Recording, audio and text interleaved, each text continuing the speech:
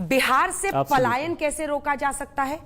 Paper leak से लेकर degree नहीं मिलना, मतलब अन्य जगहों पर कॉलेज में 3 साल में डिग्री मिल जाती है, वहां पर आज भी 5-5 साल तक डिग्री लेना मुश्किल है। ये सब कैसे ठीक होगा? पलायन कैसे रोकेंगे? इसके लिए क्या रोड मैप है?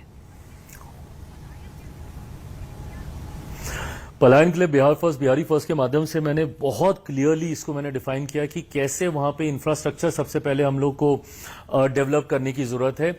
वहां पे इंडस्ट्रियलाइजेशन लाने की जरूरत है। जब तक वहां पे कारखाने नहीं लगेंगे, जब तक वहां पे उद्योग नहीं लगेगा, जब तक वहां पे निवेश नहीं जाएगा, और ये सारी चीजें इंटरकनेक्टेड है। ये सब कैसे जाएगा? जब वहां पे सेंस ऑफ सिक्योरिटी आएगी, वो परसेप्शन बदलेगा कि निवेशक देश से ही नहीं दुनिया के दूसरे कोने से आए और बिहार को एक डेस्टिनेशन समझकर वहां पर निवेश करें। Ease of business, single window clearances, इन तमाम विषयों पर कार्य शुरू हो चुका। मैं ये भी नहीं बोलूंगा कि कार्य करना होगा हम लोग को, इन तमाम चीजों पर कार्य शुरू हो चुका है, और यही कारण है कि धीरे धीरे बिहार में वो बदलाव भी हम लोग को देखने को मिल रहा है। बट हाँ, पलायन हम लोग तभी रोक पाएंगे जब वहां पे ये सारा इंफ्रास्ट्रक्चर वहां पे डेवलप करेंगे।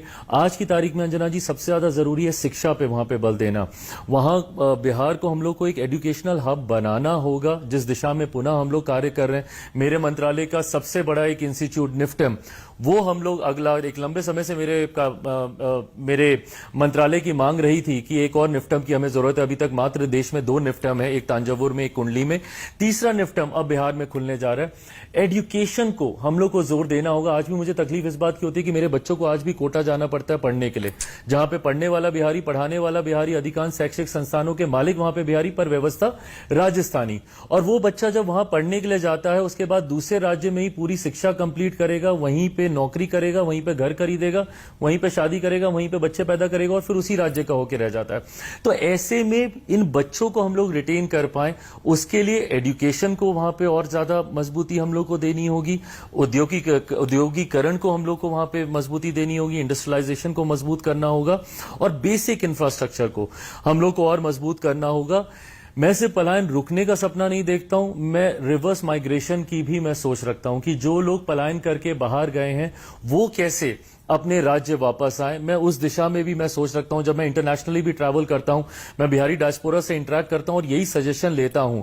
बीटो एक करके मैंने एक इनिशिएटिव भी शुरू किया है, जिसके माध्यम से मैं ऐसे बिहारियों को जोड़ता हूं जो बिहार के लिए कुछ करना चाहते हैं और वापस अपने राज्य जाकर अपने क्षेत्र को विकसित करना चाहते हैं। तो उसका भी माध्यम बनने का मैं प्रयास कर रहा हूं। बट मैं मानता हूं कि आने वाले दिनों में ये तमाम चीजें होंगी। चिराग पासवान जी, केंद्रीय मंत्री और अध्यक्ष एलजेपीआर के, बहुत बहुत धन्यवाद आपका आज तक के मंच पर आने के लिए और बिहार चुनाव से जुड़े तमाम सवालों के जवाब देने के लिए। धन्यवाद।